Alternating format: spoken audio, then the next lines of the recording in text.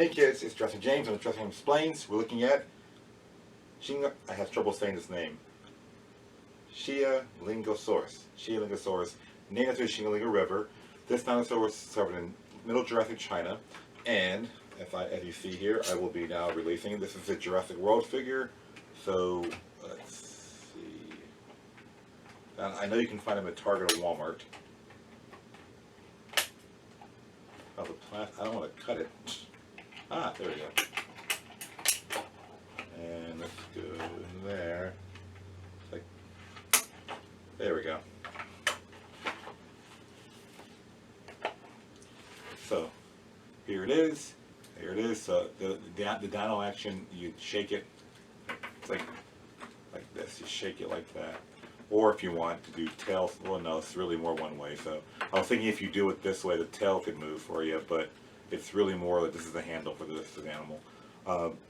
One thing to point out, this animal, looking at it, the figure itself, is that it has 3 toes, which is we see in Stegosaurus, has 3 forelimbs, 4 fingers. That's kind of something that we see. In my Stegosaurus video that was really long, I mentioned how Stegosaurus has 5, there are 5 stem digits, but there's the first 2 are very long, then these 2 are small, and then the little one, the pinky, will be at the nubbin. This guy just has 3. One thing to point out too is that there's a spike coming out of the shoulder, and it appears to be plates up until here, and then spikes, but these spikes are actually painted. Now, in the paper describing it, it was compared a lot to Chialingosaurus from Africa, from Tanzania, Africa, like Jurassic, and where there are half plates, half spikes, that seems to be what they think of this animal here. The problem is that they do make these look sharper like spikes, and these like plates, but again, most of the speculation is that it's like right in the middle, where it sort of changes type of bony material, and that these are painted like spikes and these are not. So that's kind of why it's kind of not as accurate. Again, it's a Jurassic World figure, it's not super accurate, but the idea is that if you are seeing some stores, I want you to be aware of it.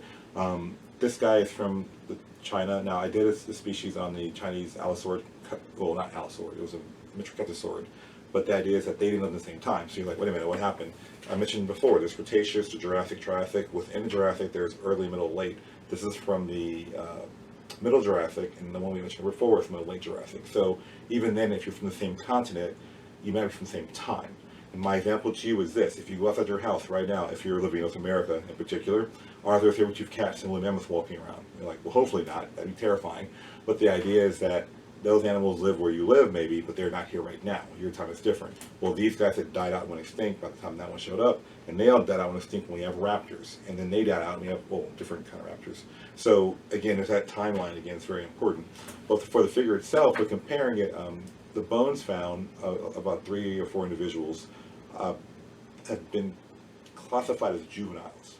Now, there's recent research going on right now saying that particularly predatory dinosaurs, you would see small dinosaurs and you would see kind of like a few medium and then really big ones, and there's no middle ground. And the newest idea is that, well, maybe the offspring of these dinosaurs were the middle ground. What I'm saying is an adult Tyrannosaur eats certain things, and then a baby Tyrannosaur or juvenile Tyrannosaur eats other things.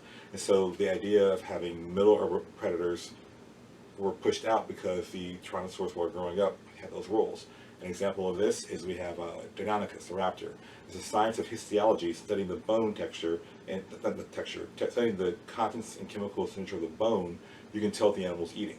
For example, wherever you're drinking water from or eating food in the area you're eating, you can see that reflecting your bones.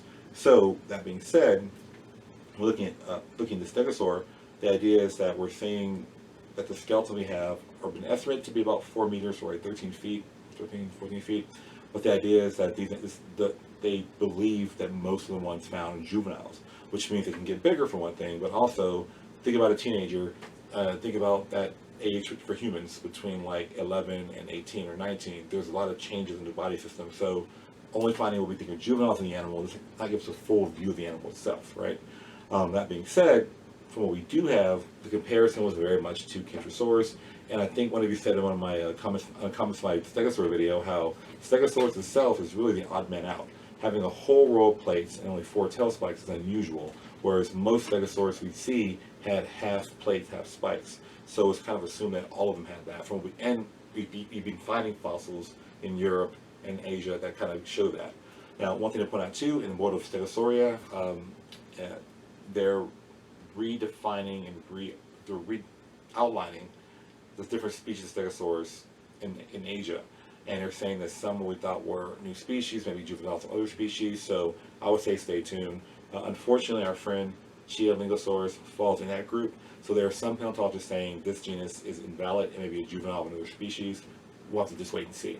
Until then, what I'll say is this: just keep looking at papers, find information, but until then, I will do a part 2 if there are more information coming out or more models coming out. I will do that, but until then, I'm just kind of showing you this kind of middle ground animal for 2 reasons. 1, because you've seen it in stores, and 2, because I wanted to show you the side of science that people don't understand. There are the hard known facts, but there's a whole breadth of what we don't know, we're not sure of. And for something like Velociraptor, we have a lot of research on it, a lot of T-Rex, a lot of research there. I can tell you all these, defined ideas, but for an animal like this, it's kind of, and quite frankly, in paleontology, if you're an American paleontologist, if an animal's from a different continent, there's less data, there's less information sometimes. The papers are in different language, they've been translated. So these are all things that make it harder to study foreign dinosaurs. That being said, I still think it's a really cool model. I think you should still get one because it's just a diversity of stegosaurs. But I still will say that these guys, these spines here, should be more uniform, and these should match that, in my opinion. Or not my opinion, people who are the paper's opinion. But again, for me, it makes it kind of cool because it's why it's so much smaller than the other guys, because it's a juvenile, right? Again, stay tuned. There are more coming at some point, right? That being said, you should share, subscribe, and link. Share, subscribe, like, not link, to like, and also tell me what you think in the comments. I always like to take requests. If you send a request, then I might do it. I can't do it the next week because, frankly, I may have done 4 videos already for the next month. So again, I always see your comments. I note them down of your requests, but do know that some animals either I don't have, or some animals are really rare, or some of them that there's not enough data on them to talk about. Like this guy here, there's data on it, but it's a lot of mystery more than answers. So that's why I wanted to show you its cousins, and of course these are the Jurassic World Stegosaurs to compare it to. So for me, the big deal is you're seeing a sense of there's a family group. These are different species evolving in North America, Asia, and Africa.